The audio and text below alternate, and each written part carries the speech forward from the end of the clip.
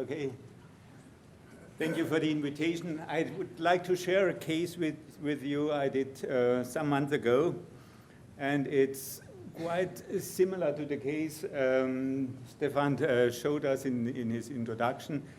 So it's an early onset scoliosis, 6-year-old girl with frequent pulmonary infections, this short thoracic spine, there's the severe deformity at the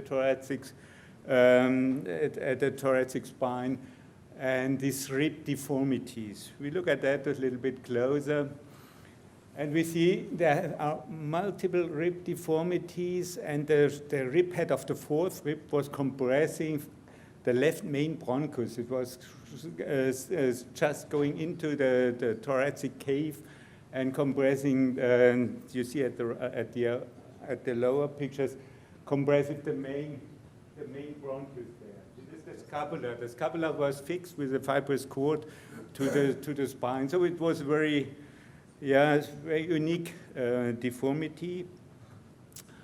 And looking at the CT scan, we can see this rib. There's the fourth rib head going into the thoracic cage.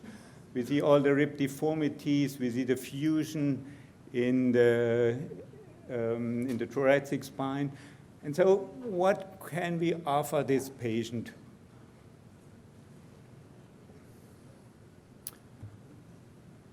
The problems are, besides the scoliosis, the small chest cavity, the compression of the main bronchus, the growth deficit of the thoracic spine, so the length, the ratio length from the thoracic to the lumbar spine was about 1.5. It should be 1.75. So we should lengthen the thoracic spine. What can we do? We can do a VCR. We can do a closing wedge, something like that.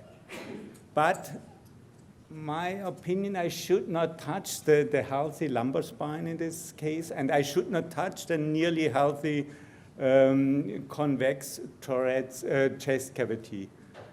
So a closing wedge would compromise the nearly healthy lung at the right side. So I didn't like to touch that. So no closing wedge. I like to perform an opening wedge at the concave side in this case. And that was the surgery. First, the release of the scapula, the osteotomy of the fifth rib, so just around here. Then the resection of the rib head, of the fourth rib head, inside the thorax. Nothing happened to the lung. There was no air or something like that during surgery. Then removal of the rib heads here, all these used ribs.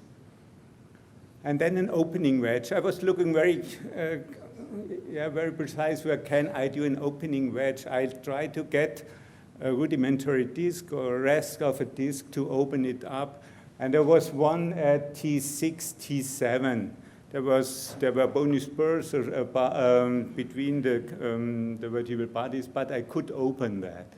Then instrumentation T2 to 8, and then distraction, especially at the concave side, and was probably too ambitious at that stage.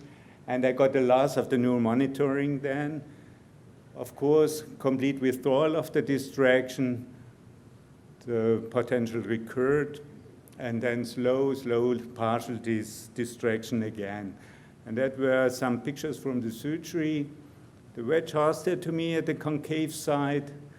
Then after distraction, good correction, and then the partial distraction at the end of the surgery. And that was a CT scan. You can see this. That was the disc. I opened a rest of a disc, and this is the disc space then at the end of the surgery. Just opening and distracting, and the concave side did not touch the convex side. And then because I was not really content with the distraction, 2 days later I took her again to the OR, made a further distraction without any events at neuromonitoring, and ratio was now 1.6. And I did 3 months later again a further distraction. You can see that at the rods, it's now at the end of the rod. And I think it's a good correction. And if I look at the thoracic space pre and post, I think it's fine for the chest cavity as well. And this is the girl with moving with the scapula now, yeah, better mobile at the left side. So thank you.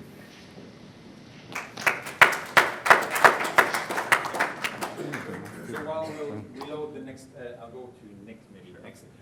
Any questions for, yes? We've had a lot of cases of unilateral compromise by the anatomy. This is a great example of that. We've had compression of airway, compression of pulmonary artery. And when if you're able to recruit that half a lung, you actually get improvement in lung function. You don't do that very often, but the time that happens exactly as you portrayed it, which is that trying to recruit a lung that's compromised by virtue of working on the spine. And that's a different strategy, but it's a really important one. Yeah, I think you can do a VCR or something else, but in all these techniques, you have to remove ribs at the convexity, and I think you touch a nearly healthy part of the thorax. Therefore, I try to get it only from the concave side. I know we have like two more cases.